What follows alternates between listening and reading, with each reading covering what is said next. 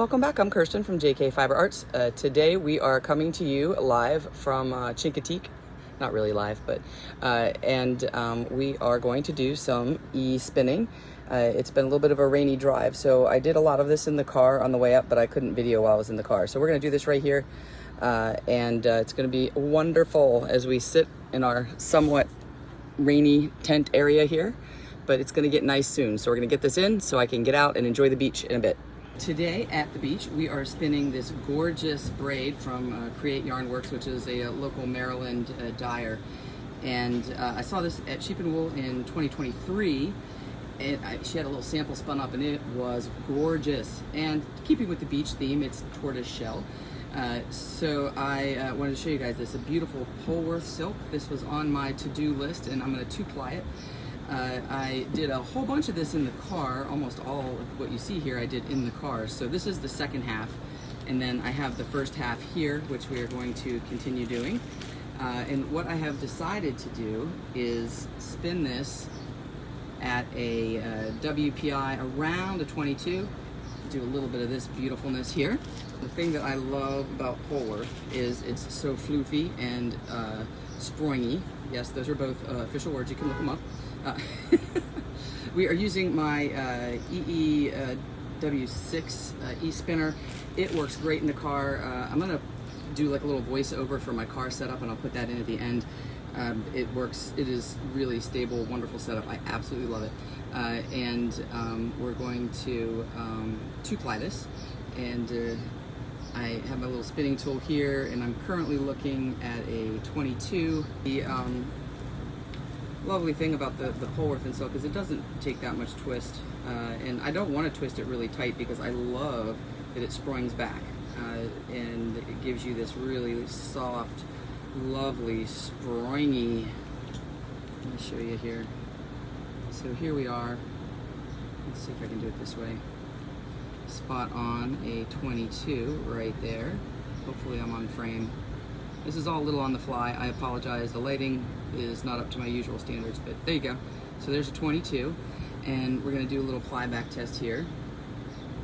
Just look at that gorgeousness. I can probably do a little more in the twist department on this, but look at that. Is that thunder? Something else. Okay.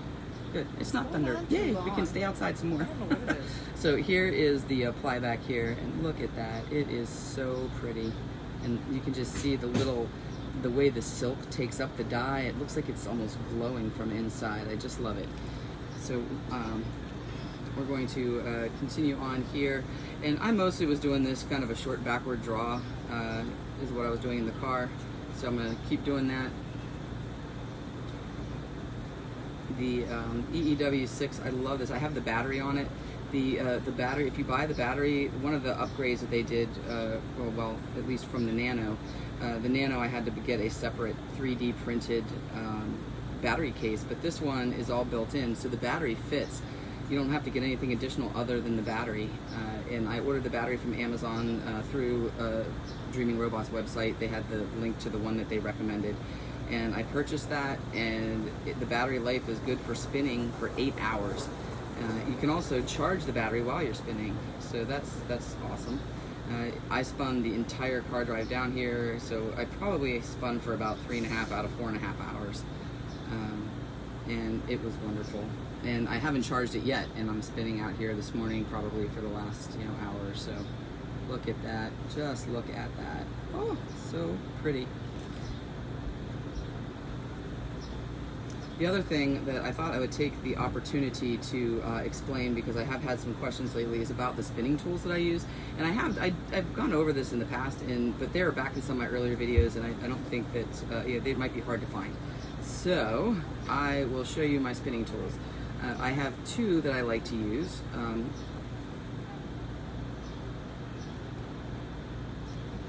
Although I have more than two.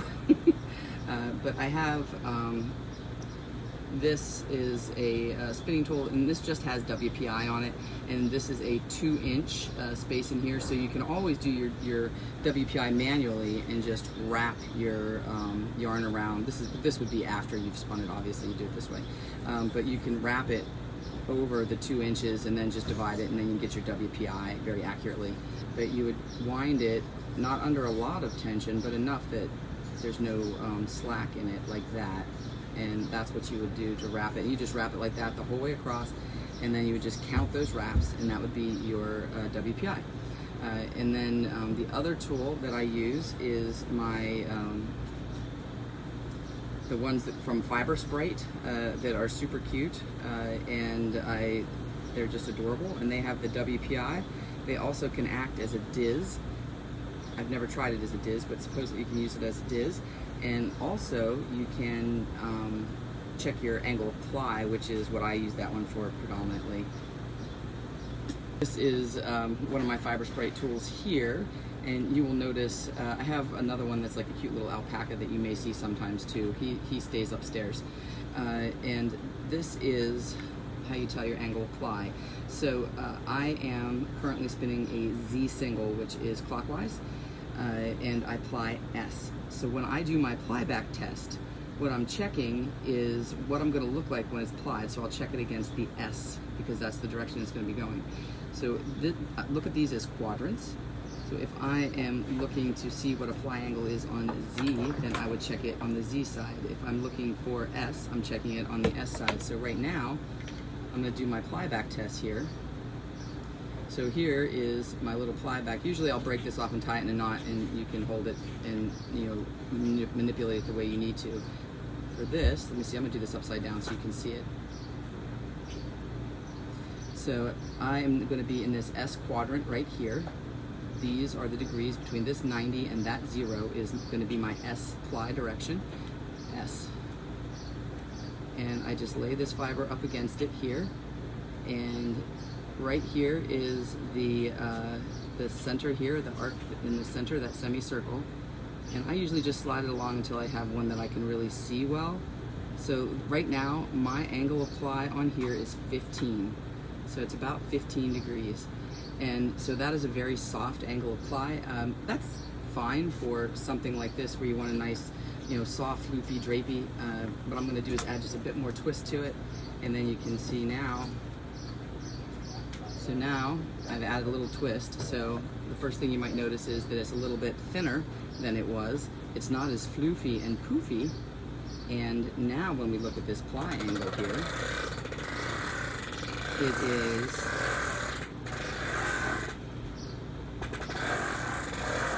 closer to 30. Do you see that? I hope you can see that. I hope my hand's not in the way. Let's try again.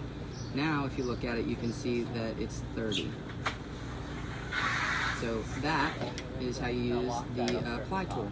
And when I do the ply back test, that is giving me an idea of what my plied yarn will look like, and if I have enough twist and energy in my single to produce the yarn I want at the end. And that is why I stop so often and check that. Make sure that I'm getting the yarn that I want. For this one, I'm not trying to get a 30-degree angle of ply because that's going to give me too tight of a yarn. Polwarth is going to like roll a little bit. It's going to spring up, and I want it to do that. It's just so fluffy and airy and wonderful. And again, I'm doing a short backward draw here. And I will just keep working on this. I'll probably show you this 2-ply at home. I'd say I don't know what stage of the TDF I'm on right now. I think it's 14, but I'm not 100% on that, because they don't count the rest days as a stage.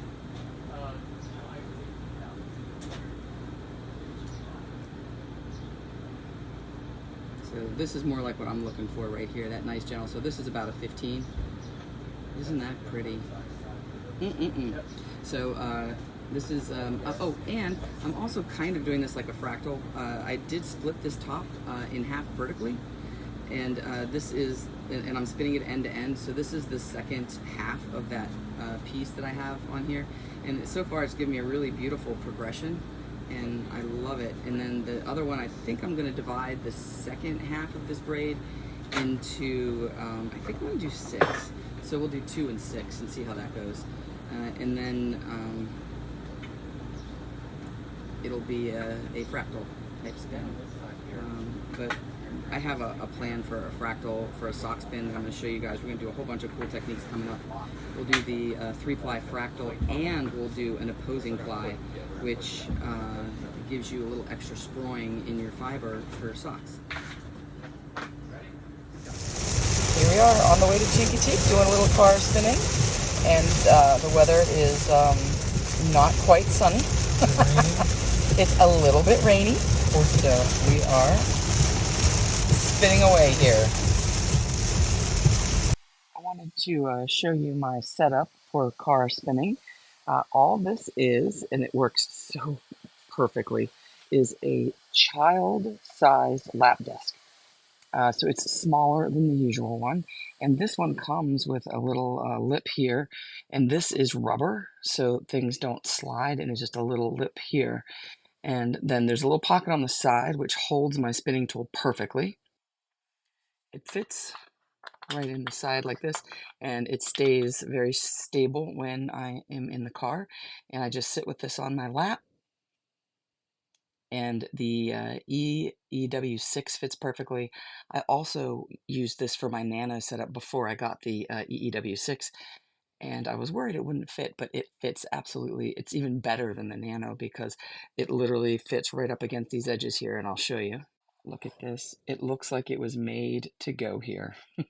And it keeps it perfectly. It doesn't jiggle, doesn't slide. It has the rubber feet on the bottom. I mean, look at this. I have this on the TV tray. It'll slide on the this part, but when it's in your lap, it will not budge.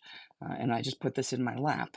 I also use the battery when I'm traveling, and the battery has a built-in case. And let me just show you this. I'm going to turn this around here. This is the back of my spinning wheel here. So this is the spinning wheel, and the motor for the EEW that you plug into the outlet is here in this housing right here. The battery is in the housing below it. So this USB port and this button and this plug goes to the battery. So when you buy the battery, it comes with this handy dandy little piece here, which allows you to you can charge from this, plug this into the wall. There's a cord that comes with that. And you can run this at the same time, but I just let this dangle when I'm in the car, and you can see this. Hopefully you can see this. So there's a little, maybe I have to tip it up a little bit so you can see it. There we go. So there's that little hole there, little port outlet thing, and all you do is you just plug this into that right there, one end, and then the other end goes into the spinner, and you just turn this to on, and it will run, and you can control it with the hand dial. I like the foot pedal. It will run with the foot pedal on the battery. It gives you 8 hours worth of life. The foot pedal plugs in right here. Here is my foot pedal. It plugs in right there. So now we have this is what my car setup looks like. I have my foot pedal and I have my battery plugged in. And then the foot pedal, I don't know if you guys are all familiar with this or not, but it's like a sewing machine. Well, it's like a very thin metal, modern sewing machine foot pedal.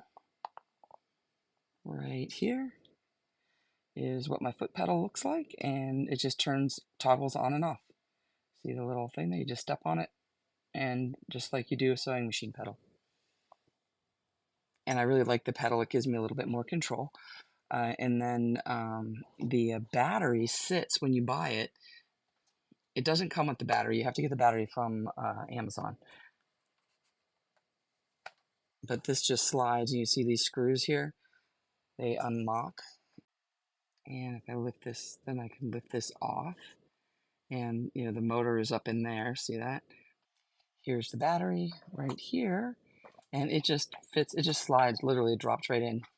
There's like the battery comes with this and the charging cable and the cord that has the two female, one male end.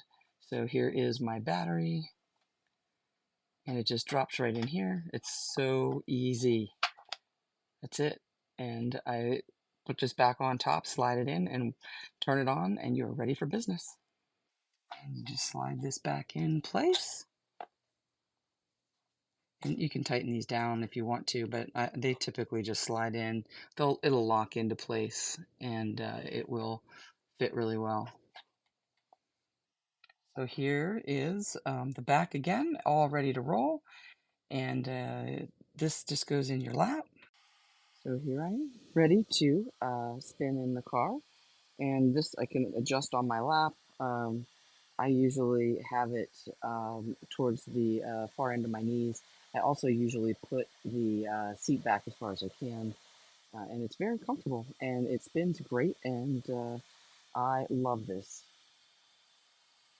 I know you guys are going to ask me about the lap desk and where I got it, and the answer is I got it at Home Goods 5 years ago, and I went back to try to find another one for somebody else, and it was like a one-time thing. I did look online, and I never found one exactly like this one. This one is so awesome, but I am sure they're out there, and if you get lucky, you can find it. Maybe I would try maybe something like Staples or something might have them, or Walmart. So there you have it. Car spinning made easy. So we are very quick today. That is all we're going to do, and I am going to get back to my beach day. I will see you guys next time. Until then, spin happy.